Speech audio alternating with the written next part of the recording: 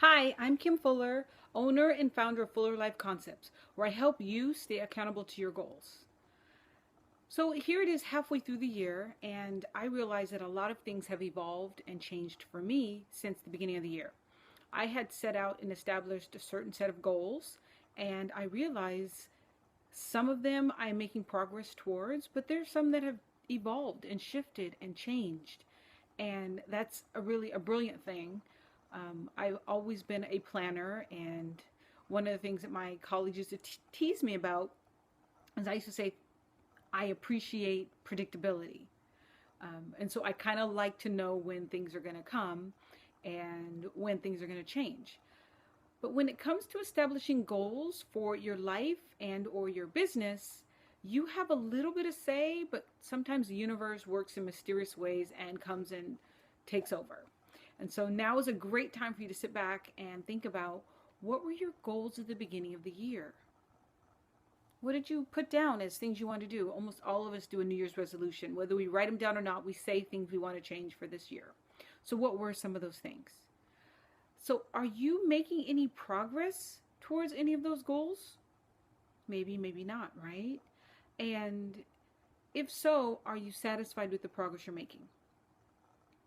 Another question is, has your goals evolved or even just changed completely? And if so, what did they change to? And what were the factors that impacted the change? Was that you? Was that external factors? Was that a crisis? Was that a success? What caused them to shift or change? And lastly, what is your next step from this day forward? What is your next step? Because you don't have to necessarily know what 10, 20, 30 steps you want to make. How about just the next most appropriate step towards your goals? So one of the goals that I had this time last year was to, I created a program that was a mid-year challenge, and many of you guys took the challenge and talked about a lot of the success. I decided not to do that this year. So instead, I put all of my efforts towards building retreats. And I do have a new retreat coming up, October 22nd, that weekend, and you'll hear more about that. Um, and so that was something that shifted and changed for me from last year to this year. The other thing that changed for me is that my purpose, the mission, the goals of my company and of this business are shifting and evolving along with me. I really am passionate about helping professional women reach their goals. And I'm learning through my work with the clients that I'm coaching that the major barrier is mindset. And that mindset has been impacted by a lot of life experiences. And some of those have been, or most of them have been traumatic. We have some kind of a traumatic experience that propels us in a direction different from what we wanted to go in. Or maybe it stumps us, or it keeps us feeling stuck or frustrated or withdrawn.